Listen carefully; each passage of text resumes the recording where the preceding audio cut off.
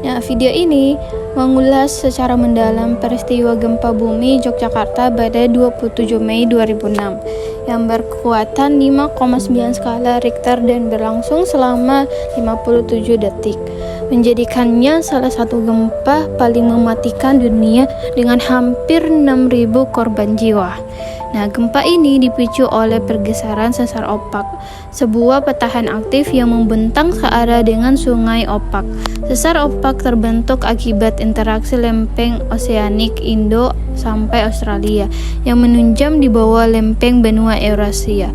Nah, menyebabkan tekanan dan retakan pada permukaan Jawa.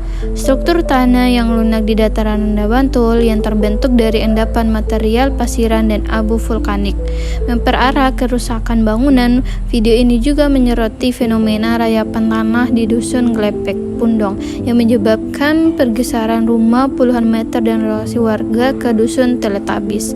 Sebagai respon, pembangunan rumah tahan gempa dan upaya mitigasi bencana terus digalakkan.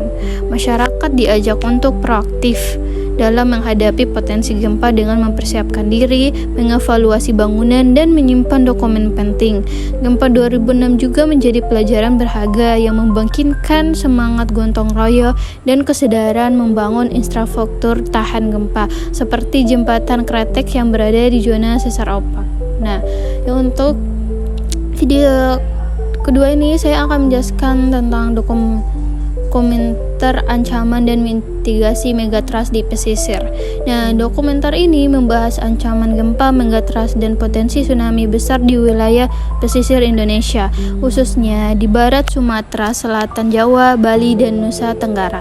Gempa megatrust terjadi akibat tabrakan lempeng samudra dan benua, di mana lempeng samudra menukik di bawah lempeng benua, memicu getaran kuat. BMKG telah memetakan lokasi dan potensi kekuatan gempa megatrust, misalnya di selatan Jawa dengan kekuatan hingga magnitudo 8,7. Masyarakat pesisir seperti di desa Situregen, Lebak Selatan berada di dalam zona risiko tinggi dan sering mengalami kepanikan akibat informasi yang belum sepenuhnya dipahami. Nah, video ini menekankan pentingnya mitigasi bencana yang berkelanjutan, melibatkan komunitas seperti gugus mitigasi Lebak Selatan dan Destana, serta pemenuhan 12 indikator desa siaga tsunami. Nah, tantangan utama meliputi abrasi laut yang merusak upaya penanaman mangrove dan ketidaktahuan masyarakat. Efisiensi anggaran pemerintah juga menjadi kendala dalam pemasangan infrastruktur peringatan dini yang memadai di seluruh wilayah rawan. Dokumenter ini menyuarakan literasi bencana yang kuat, kerjasama lintas sektor, dan peran aktif pemerintah daerah untuk memperkuat ketahanan masyarakat. Nah, untuk yang ketiga, video ketiga saya akan menjelaskan tentang Jepang.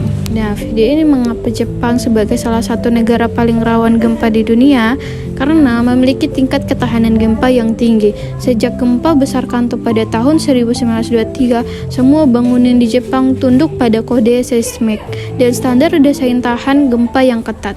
Jepang menerapkan berbagai teknologi untuk bangunan tahan gempa, antara lain ketahanan gempa dasar, balok, pilar, dan dinding bangunan dibuat dengan ketebalan minimum untuk menahan guncangan. Nah, selain itu Jepang juga ini memiliki sistem peringatan dini dan tsunami, ponsel dengan sistem peringatan, sensor pada kereta api, dan latihan gempa rutin di sekolah. Nah, untuk video keempat itu membahas tentang Medein Jepang, menyoroti bagaimana Jepang membangun ketahanan terhadap bencana alam seperti gempa bumi, tanah longsor, dan topan dengan menggabungkan kearifan lokal dan teknologi modern. Jepang memiliki sejarah panjang dalam menghadapi bencana yang tercermin dari foto-foto bencana di restoran Harwo Enda sebagai penanda sejarah lokal. Video ini menunjukkan lokasi tanah longsor di Provinsi Yamanesi yang pada 2011 memblokir sungai dan membentuk danau alam. Dan untuk mencegah bencana serupa, pemerintah nasional, pemerintah daerah, dan perencanaan evaluasi. Dan evaluasi